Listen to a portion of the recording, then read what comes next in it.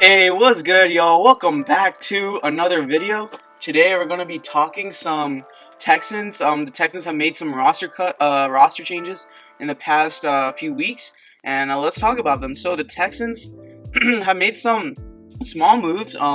They initially started by re-signing Buddy Howell, who's pretty good special teamers, and he's a pretty good running back 3. I would say he had flashes in his limited playing time, and he definitely deserves a chance. And he's a good player all around, so I'm not nothing wrong with that move, of course. And then we also cut Senio Clemente, and so he was a decent guard for us. I mean, he started over Max Sharping, which was kind of surprising because Max Sharping was really good for us last season, and so I thought he was the clear-cut favorite. But Senio Clemente, we cut him. He's only 30 years old, which is surprising. I thought he was much older, but he was decent for us. But like I said, I think we're trying to get new guards, or we're going to try to revamp this O-line, and I feel like Nick Caserio is going to try and pursue some O-line free agents. Obviously, the free agent class for O-line isn't that great. The only good one that really is there is Joe Thuney. He's 29 or something.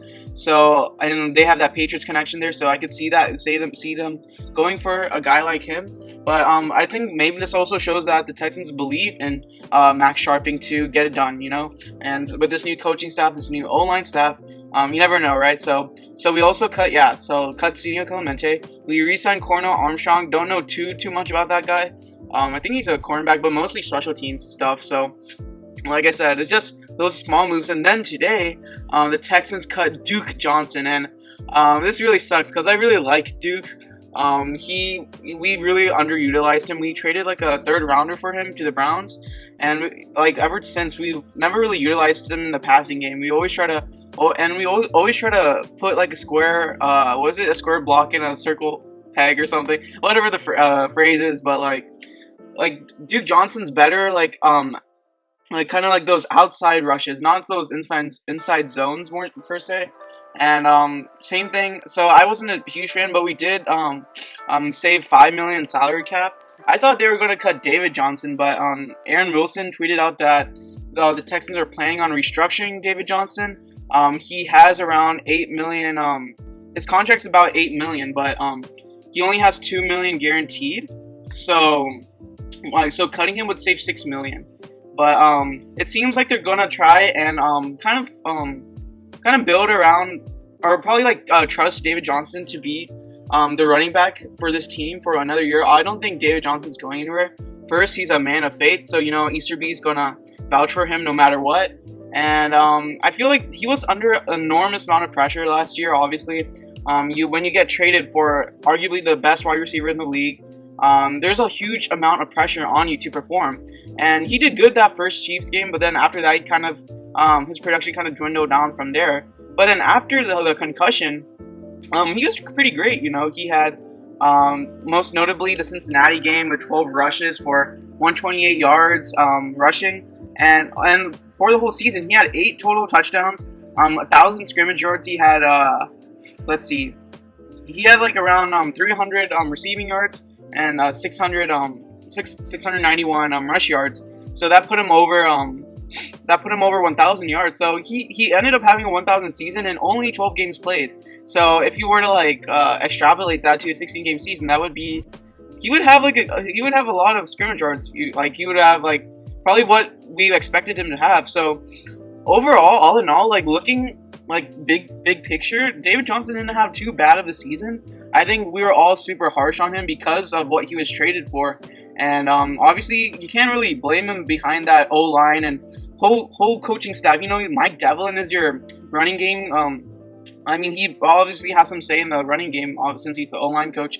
And he's probably one of the worst O-line coaches out there. And when you have a carousel of your O-line, nothing consistent, it's hard to gel with the guys there.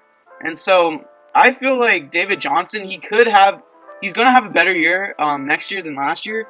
Because obviously we got David Culley, and he comes from the Baltimore Ravens, and the Ravens had the most prolific rushing attack last season. And also David Culley, he also coached some of the greats like Adrian Peterson, Jamal Charles, who had career years in rushing. And so we got a new O-line coach. I feel like David Johnson. Now there's going to be less pressure this season, especially if Deshaun Watson's traded, because there isn't too much expectation to win. And so I feel like David Johnson will have a better year next season. I feel like I said, a lot of people are still, most of his perception is founded on being traded for DeAndre Hopkins. But if you were to look past that, David Johnson wasn't that bad. Like the second half of the season, he still averaged 4.7 yards per carry, and he was pretty good overall. I mean, there were times in the beginning of the season where he would just run into his own O-line, and he couldn't like get the simple stuff done. Like Deshaun Watson would throw a pitch out to him and he couldn't catch it, and we didn't score a touchdown on that drive and things like that. But I think, like I said, he has less pressure this season, and now that Duke Johnson's gone, he's probably going to have more snaps. We're probably going to get some rookie running back, maybe someone like Trey Sermon, Jarrett Patterson, maybe Chuba Hubbard, someone like that who falls down to the later rounds.